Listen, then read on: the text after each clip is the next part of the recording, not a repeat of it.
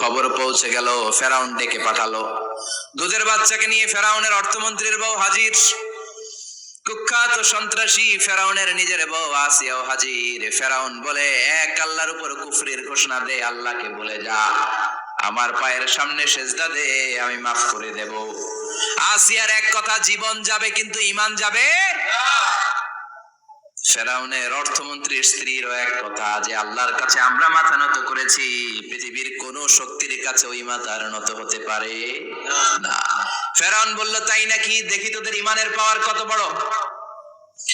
Order করলো, বিশাল বড় পাতিল নিয়ে পায়ের সামনে সেজদায় লুটিয়ে পড়ো, আল্লাহরে ছাড়ো, আমি তোরে ছেড়ে দেব।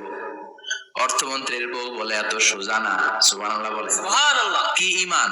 ঈমানের পথে অবিচল থেকে আমার মরণ যেন হয়, তোমারই কাছে মিনতি আমার, তোমারই কাছে মিনতি আমার, মহামহিম দয়াময়,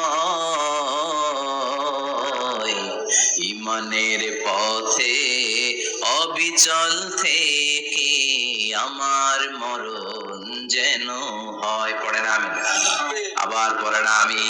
ফেরাউন অর্ডার দিল, এই মহিলার দুধের বাচ্চাটারে টান দিয়ে আন, টকবক তেলের মধ্যে, কড়াইয়ের মধ্যে গরম তেলের মধ্যে ছেড়ে দে। মায়ের চোখের সামনে দুধের বাচ্চাকে গরম তেলের মধ্যে ছাড়ে। হিসাবটা কি সহজ নাকি? কথা বলেন।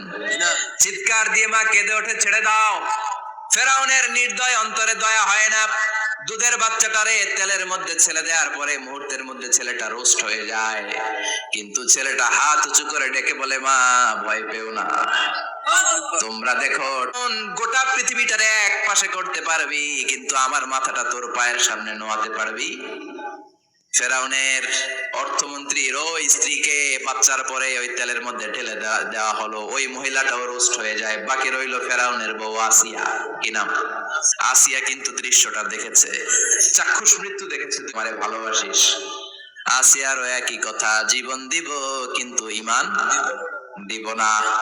ফেরাউন বলল, তোকেও আমি ছাড়বো না, তোকে আমি উলঙ্গ করব। হাজার হাজার মানুষের সামনে আসিয়ার কাপড় টেনে নেওয়া